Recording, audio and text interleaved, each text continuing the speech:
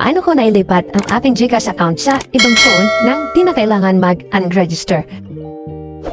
Ipapakita ko sa inyo ngayon kung paano ko nailipat ang ating GCash account magsimula sa Samsung phone papuntang Oppo.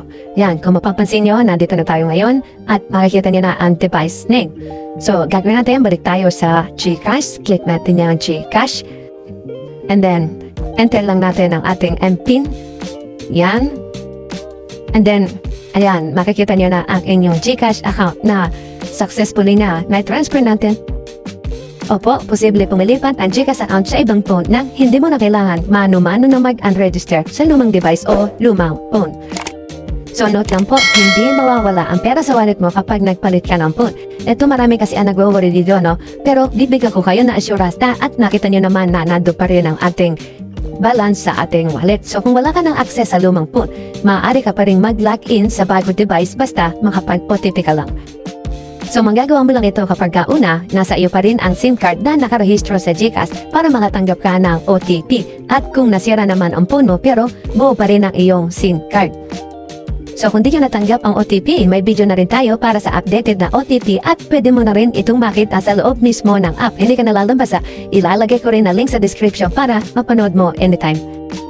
So gusto ko i-transfer ang GCash account ko mula sa Samsung phone papunta sa Oppo. So inassume ko na wala na akong access sa lumang phone kaya hindi ko na siya ginamit. Ang ginawa ko lang ay nilipat ko lang ang SIM card para sa bagong phone. So paano ang magiging proseso? So una, install natin ang GCash app sa bagong phone. Pangalawa, buksan ang inyong app at ilagay ang inyong GCash mobile number. Number 3, i-enter nyo ang OTP na ipidala sa inyong numero.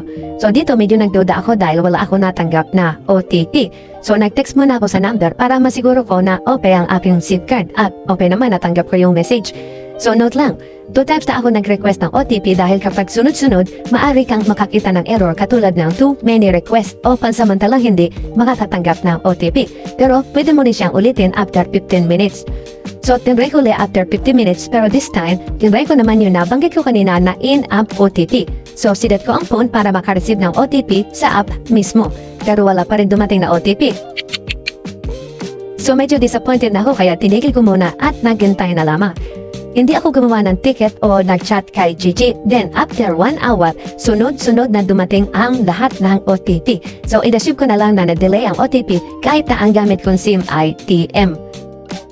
And then, tinry ko ulit ang proseso. So, ginawa ko ulit, i-enter ang phone number, nag-intay ng OTP, and then this time, natatanggap na ako ng OTP. So, this time naman, kailangan mo na mag-face scanning. So, sundin mo lang ang request ng GCash. So, take a selfie to verify your identity.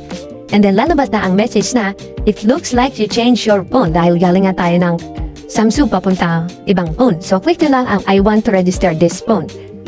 Number 5, basahin lang ang message at take note na mapapansin nyo sa ilalim. Please log in after 4 hours. At this point, bine-verify na ng GCash sa inyong request at sinisiguro lang na ikaw nga ang may-ari ng account na iyon. So after 4 hours, eto na, na-transfer na ni GCash ang aking account mula sa Samsung papuntang Oppo.